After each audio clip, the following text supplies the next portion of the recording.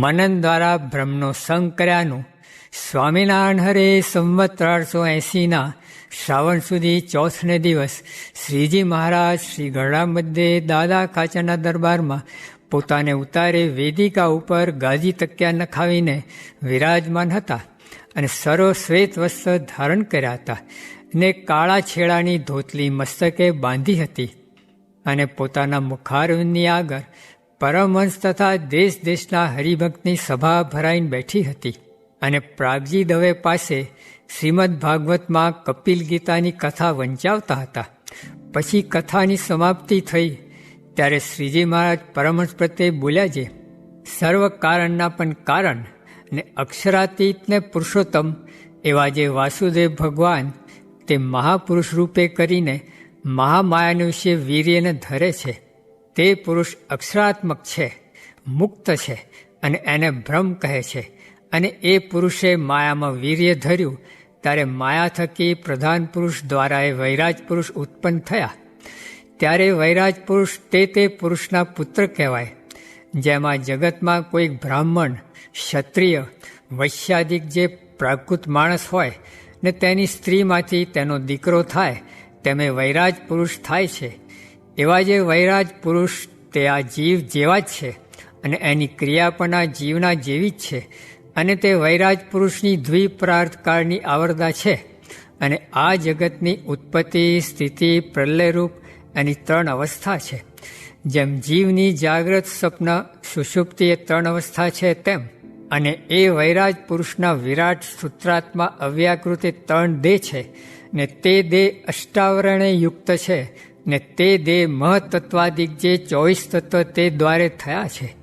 તે વિરાટને વિશે ઇન્દ્રિયો અંતઃકરણને દેવતાએ પ્રવેશ કર્યો ને એને ઉઠાડવા માંડ્યું ને વિરાટનો જીવ પણ માય હતો તો પણ એ વિરાટ ઉઠ્યું નહીં.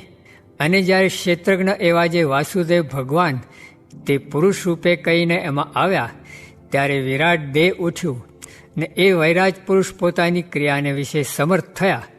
અને એ જ જે ભગવાન તે આ જીવને પ્રકાશાને અર્થે સુષુપ્તિરૂપ માયા થકી પર રહ્યા થકા એ જીવને વિશે સાક્ષી રૂપે રહ્યા છે. તો પણ જીવને દેહ અને ઇન્દ્રિયોને વિષય તેનો સંગ ઘણો થયો છે. માટે સંગ દોષે કહીને એ જીવ દેહાદિક રૂપ થઈ ગયો છે. તે એના સંગને મૂકીને એ જીવ એમ જ સમજે છે મારું સ્વરૂપ તો માયા થકી મુક્ત ને પર એવું જે ભ્રમ તે છે. એવી રીતે નિરંતર મનન કરતો થતો બ્રહ્મનો સંગ કરે તો એ બ્રહ્મનો ગુણ એ જીવને વિશે આવે. પણ એને આ વાર્તા સાંભળી હોય તો પણ નિરંતર સ્મૃતિ રહેતી નથી, એ મોટો દોષ છે. એવી રીતે ઈશ્વર જે વૈરાજ પુરુષ ને આ જીવ એ સર્વેના પ્રકાશક તો પુરુષ રૂપે કરીને પુરુષોત્તમ એવા વાસુદેવ છે. અને વૈરાજ પુરુષ પણ જીવની પેઠે બદ્ધ છે. તે દ્વિપરાર્થ સુધી પોતાની આવરદા ભોગવે છે ત્યાં સુધી બદ્ધ વર્તે છે. અને એનો પ્રલય થાય ત્યારે એને એ પુરુષનો સંબંધ સાક્ષાત થાય છે. કેમ જે એનો બાપ જે પુરુષ તે સમર્થ છે તે એને એટલો જાળવે છે. અને વૈરાજ પુરુષને માયાનો સંબંધ રહ્યો છે માટે પ્રલયને અંતે પાછો માયામાંથી ઉપજે છે. અને આ જીવ છે તે જેવો પોતે બદ્ધ છે ને અસમર્થ છે તેવી રીતે જ એનો જે બાપ હોય તે પણ બદ્ધ ને અસમર્થ હોય. માટે બાપ તે દીકરાને શી સહાય કરે. માટે એને સુષુપ્તિરૂપ માયાનો સંબંધ નિરંતર રહે છે, ટળતો નથી. એ તો જ્યારે પૂર્વે કહ્યો તેવી રીતે નિરંતર પોતાના પ્રકાશક જે બ્રહ્મ તેનો મનન દ્વારા સંગ કરે ત્યારે ટળે. અને વળી એ વિરાટ પુરુષ પણ સંકર્ષણ, અનિરુદ્ધ, પ્રદ્યુમનની ઉપાસના કરે છે. તેમાં પ્રલયરૂપ અવસ્થાને વિશે સંકર્ષણની ઉપાસના કરે છે ને સ્થિતિરૂપ અવસ્થાને વિશે પ્રદ્યુમનની ઉપાસના કરે છે ને ઉત્પત્તિરૂપ અવસ્થાને વિશે અનિરુદ્ધની ઉપાસના કરે છે. અને તે સંકર્ષણાદિક 3 જે તે વાસુદેવ ભગવાનના સગુણ રૂપ છે ને તેની ઉપાસનાને બળે કરીને એ વૈરાજ પુરુષ જે તે ઉત્પત્તિ, સ્થિતિને પ્રલયરૂપ ક્રિયાને વિશે સામર્થ્યને પામે છે. અને જ્યાં સુધી એ 3ની ઉપાસના કરે છે ત્યાં સુધી એને ઉત્પત્તિ, સ્થિતિ, પ્રલયરૂપ જે માયાનો સંબંધ તે ટળતો નથી. અને જ્યારે નિર્ગુણ એવા જે વાસુદેવ ભગવાન તેની ઉપાસના કરે છે ત્યારે એ વૈરાજ પુરુષ માયાનો ત્યાગ કરીને બ્રહ્મરૂપ થાય છે. જેમાં જીવ છે તે બ્રહ્માદિક દેવરૂપ ભગવાનની ઉપાસના કરે છે ત્યારે ધર્મ અર્થ કામરૂપ ફળને પામે છે. અને જ્યારે ભગવાનના અવતાર જે રામકૃષ્ણાદિક તેની ઉપાસના કરે ત્યારે બ્રહ્મરૂપ થાય ને એની મુક્તિ થાય. તેમ વિરાટ પુરુષને પણ છે. અને એ વૈરાજ પુરુષ દ્વારા અવતાર થાય છે એમ શાસ્ત્રમાં કહ્યું છે. તે તો એમ સમજવું જે એ જે વાસુદેવ નારાયણ તે પુરુષ રૂપે કરીને વૈરાજ પુરુષને વિશે આવીને વિરાજમાન હોય ત્યારે અવતાર કયા છે. માટે તે અવતાર તો સર્વે વાસુદેવ ભગવાનના જ છે. અને વાસુદેવ ભગવાન જ્યારે પ્રતિલોમપણે એ વૈરાજ પુરુષ થકી નોખા પડી જાય ત્યારે એ કેવળ વૈરાજ પુરુષ થકી અવતાર સંભવે જ નહીં. માટે એ થકી અવતાર તો એને વિશે વાસુદેવ આવ્યા છે તે સારું કયા છે. અને એને વિશે વાસુદેવ જે ક્ષેત્રજ્ઞ તેણે પ્રવેશ કર્યો ન હતો ત્યારે વૈરાજ પુરુષ પોતાની ક્રિયા કરવી તેને વિશે પણ સમર્થ નહોતા થયા. અને પૂર્વે જે પુરુષ કયા તે માયામાં ગર્ભ ધરે ત્યારે પ્રધાન પુરુષ દ્વારા એક એવો જે વૈરાજ પુરુષ રૂપ દીકરો તે થાય. અને એ જ માયામાંથી અનેક પ્રધાન પુરુષ દ્વારા બીજા પણ ઘણા એવા વૈરાજ પુરુષ રૂપ બ્રહ્માંડ થાય છે. અને તે પુરુષ તો નિરંત છે ને મુક્ત છે ને બ્રહ્મ છે ને માયાના કારણ છે.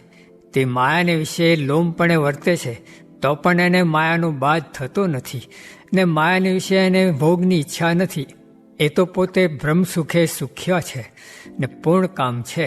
અને જે વૈરાજ પુરુષ ઈશ્વર છે તે માયાના ભોગને ભોગવીને પ્રલયકાળને વિશે માયાનો ત્યાગ કરે છે. અને જે જીવ છે તે તો માયાના ભોગને ભોગવીને દુખ્યો થકો માયામાં જ લીન થાય છે. ત્યારે શુકમુનિએ પૂછ્યું જે પુરુષોત્તમ વાસુદેવ છે તે પુરુષ રૂપે કહીને અનેક બ્રહ્માંડની ઉત્પત્તિ સ્થિતિ પ્રલયના કરતા છે.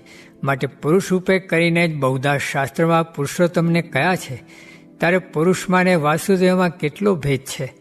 ત્યારે શ્રીજી મહારાજ બોલ્યા છે જેમ આ જીવને વિશે ને વૈરાજ પુરુષ ઈશ્વરને વિશે ભેદ છે અને વળી જેમ ઈશ્વરને વિશે અને પુરુષને વિશે ભેદ છે તેમ પુરુષને પુરુષોત્તમ એવા જે વાસુદેવ ભગવાન તેને વિશે એવો ઘણો ભેદ છે. ને પુરુષોત્તમ વાસુદેવ તો સર્વના સ્વામી છે અને એવા અક્ષરાત્મક પુરુષ બ્રહ્મરૂપ ઘણાક છે. તે જે તે વાસુદેવના ચરણાન્વિનની ઉપાસના કરે છે ને સ્તુતિ કરે છે. એવી રીતે પુરુષોત્તમ પુરુષ ઈશ્વર જીવ અને માયા એ પાંચ ભેદ અનાદિ છે. તે એવી રીતે વાર્તા અમે ઘણીક વાર કરી છે પણ એનું મનન કહીને સારી પેઠે પોતાના અંતરમાં ઘેર બેસાડતા નથી. એટલે શાસ્ત્રના શબ્દને સાંભળીને સમજણમાં ઠાર રહેતો નથી ને ઠાવકી ઘેર બેસાડી હોય તો એની સમજણ કોઈ દિવસ તે શબ્દને સાંભળવે કહીને ફરે નહીં. માટે આ વાર્તાને સારી પેઠે વિચારજો ને લખજો. એવી રીતે આ વાર્તા શ્રીજી મહારાજે કરી છે તે લખી છે. ઇતિ વચનામૃતમ. એવી રીતે ગઢડા મધ્ય પ્રકરણનું 31મું વચનામૃત જે તે થયું. કેટલેક રૂપિયે આંખ કાન આદિ ઇન્દ્રિયો મળે નહીં તે ભગવાને આપ્યા છે પણ જીવ કેવળ કૃતજ્ઞ છે. સ્વામિનારાયણે સ્વામીએ વાત કરી જે એક હરિભક્તે પ્રશ્ન પૂછ્યો જે શૂળીએ ચડાવ્યો હોય તો પણ કેમ સમજે તો સંકલ્પ ન થાય જે ભગવાન મુકાવે તો ઠીક એવી શી સમજણ છે. તેનો ઉત્તર કર્યો જે એ તો ભગવાનને સર્વ કરતા જાણે જે ભગવાન વિના બીજા કોઈનું કર્યું થતું નથી એમ સમજે તેને સંકલ્પ ન થાય ને ધીરજ રહે. અને એમ ન સમજે તે તો થોડાકમાં અકળાઈ જાય ને ધીરજ રહે નહીં. આ લોકમાં તો મહારાજને પણ વગર વાંકે દુઃખ આવતા. ત્યાં લોક જ એવો છે તેનું રૂપ જાણી રાખવું. સ્વામિનારાયણે સ્વામીએ વાત કરી જે કોટી તપ કરીને કોટી જપ કરીને કોટી વ્રત કરીને કોટી દાન કરીને ને કોટી યજ્ઞ કરીને પણ જે ભગવાનને ને સાધુને પામવા હતા તે આજ આપણને મળ્યા છે. સ્વામિનારાયણે સ્વામીએ વાત કરી જે જીવની અવળાઈ તે શું કહીએ. જીવ તે જીવ જ. તે કહ્યું છે જે ઊંટ તો સઘળે અંગે વાંકું એવો જીવ અવળો વળી લંબકર્ણ જેવો જીવ તેનું પણ ભગવાનને સારું કરવું છે. સ્વામિનારાયણ સ્વામીએ વાત કરી જે મહારાજે કહ્યું હતું જે આપતકાળ આવે તો લીલા ખડને દંડવત કરજો, તેમાં રહીને પણ હું સહાય કરીશ.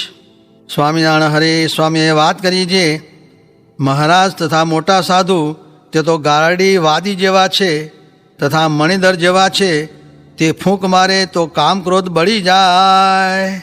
સ્વામિનારાયણ હરે સ્વામીએ વાત કરી જે રાજાને આશરે જાય તેના ગુના માફ કરે, તેમ ભગવાન જીવના ગુના માફ કરે છે. પણ જીવની રીત અવળી છે, તે પોતાને સરસ માનીને ભગવાનને આશરે જાય નહીં ને દોઢપોર દિવસ ચડતા સુધી ભગવાન જીવના ગુના માફ કર્યા કરે છે. સ્વામિનારાયણ હરે સ્વામીએ વાત કરી જે અજામેળને સંતનો સમાગમ થયો ને નિયમ રાખવાનું કહ્યું, ત્યારે કહે છે મારાથી પડે નહીં તો પણ સંતે અનુગ્રહ કરીને છોકરાનું નામ નારાયણ ધરાવીને પણ કલ્યાણ કર્યું. માટે ભગવાન મળ્યા છે તેથી કાંઈ કરવું રહ્યું નથી. સ્વામિનારાયણ હરે સ્વામીએ વાત કરી જે આ તે કાંઈ વાતું છે, આ તો અમૃત છે. તે દેવલોકમાં અમૃત પીવા જીવ જાય છે, પણ અહીં પીવા નવરો નહીં. આ તો પ્રાપ્તિનો એ પાર નહીં ને જીવમાં ખોટનો એ પાર નહીં. ઓહો, આ મહારાજ પુરુષોત્તમ ને આ સાધુ એ કોઈ દી આવ્યા નથી ને આવશે પણ નહીં, ને એ પુરુષોત્તમનું દીધું ઐશ્વર્ય બીજા અનંત અવતારાદિક પામ્યા છે, એમાં બધું એ આવી ગયું. સ્વામિનારાયણ હરે સ્વામીએ વાત કરી જે ભાદરામાં શ્રીજી મહારાજ પાસે એક પંડિત આવીને શ્લોક બોલ્યો. પછી રત્ના ભક્તને તથા ડોસા ભક્તને સમાધિ થઈ. પછી મહારાજે પંડિતને કહ્યું જે તમે શ્લોક બોલ્યા તેમાં ભગવાનનો મહિમા બહુ છે, તે માટે સમાધિ થઈ. પછી પંડિત બોલ્યો જે હે મહારાજ, હું તો કથા કરી કરીને મરી ગયો, પણ કોઈને સમાધિ થતી નથી. તે સમયે ભુજનો એક જમાદાર બેઠો હતો, તેને પણ સમાધિ થઈ. પછી શ્રીજી મહારાજે તેની વાત કરી જે આ જમાદાર 1,80,000 પેગંબરે સ્તુતિને કર્યા એવા ત્રણેય અવસ્થામાં અમને દેખે છે. પછી શ્રીજી મહારાજ તે સમાધિવાળાને પોતાની દ્રષ્ટિ માત્રે કરીને જગાડતા હવા. પછી તે પંડિતે પૂછ્યું જે બીજા ભગવાનના અવતારે આવી સમાધિ કરાવી નહોતી, આ તો કાંઈ જાદુ છે કે મંત્રજંત્ર છે. ત્યારે તે જમાદારે પંડિતને કહ્યું જે આ તો અવતાર નહીં, આ તો સર્વે અવતારના અવતારી ને અક્ષરધામના પતિ છે. તે જ આજે કૃપા કરીને જીવના કલ્યાણ કરવાને અર્થે પધાર્યા છે, ને બીજા ભગવાનના અવતાર પૂર્વે થઈ ગયા તે તો આ ભગવાનની સર્વે સ્તુતિ ને પ્રાર્થના કરે છે. એમ હું સમાધિને વિશે દેખું છું. એવી રીતે શ્રીજી મહારાજે પોતાનો પ્રતાપ સહેજે જણાવ્યો. પછી સુતાર વશરામ એવી રીતે શ્રીજી મહારાજનો પ્રતાપ જોઈને અતિશય આનંદ પામીને ખેતરમાં ગયા. ત્યાં લાખો કીડીયું પૃથ્વીમાંથી નીકળી. તેને જોઈને દયા આવી જે આ જીવને ક્યારે ભગવાનનો સંબંધ થશે, એમ અંતરમાં વિચાર થયો. પછી પોતાને સંકલ્પે કરીને તે લાખો કીડીઓને ચતુર્ભુજ રૂપ ધરાવીને વિમાનમાં બેસાડીને ધામમાં મોકલ્યું. એવી રીતે શ્રીજી મહારાજે ભક્ત દ્વારે પોતાનું ઐશ્વર્ય જણાવ્યું. તે વાત આવીને ભક્તે શ્રીજી મહારાજ પાસે કરી. ત્યારે ડોસે ભક્તે શ્રીજી મહારાજને પૂછ્યું જે એ કીડીઓએ શું પુણ્ય કર્યા હશે જે પુણ્ય કરીને ધામમાં ગયું. પછી શ્રીજી મહારાજ બોલ્યા જે જ્યારે પુરુષોત્તમ ભગવાન અસંખ્ય જીવના કલ્યાણ કરવાનો સંકલ્પ ધારીને અક્ષરધામમાંથી અહીં પધાર્યા હોય, ત્યારે તો પોતાના સંકલ્પ માત્રે કરીને અસંખ્ય જીવના કલ્યાણ તત્કાળ કરે, અથવા પોતાના ભક્તના સંકલ્પ માત્રે કરીને અનંત જીવોના કલ્યાણ તત્કાળ કરે. તે માટે અવતાર અવતારીના સંકલ્પમાં નિરાધિકપણું છે. તે શું? તો જે અવતારીને સંકલ્પ માત્રે જ તે ક્રિયા સિદ્ધ થઈ જાય છે, ને જે અવતાર છે તે તો સંકલ્પ ધારીને તે ક્રિયામાં પોતે ભળે ત્યારે તે ક્રિયા સિદ્ધ થાય છે. એવી રીતે શ્રીજી મહારાજે અવતારી એવો ભેદ દેખાડ્યો.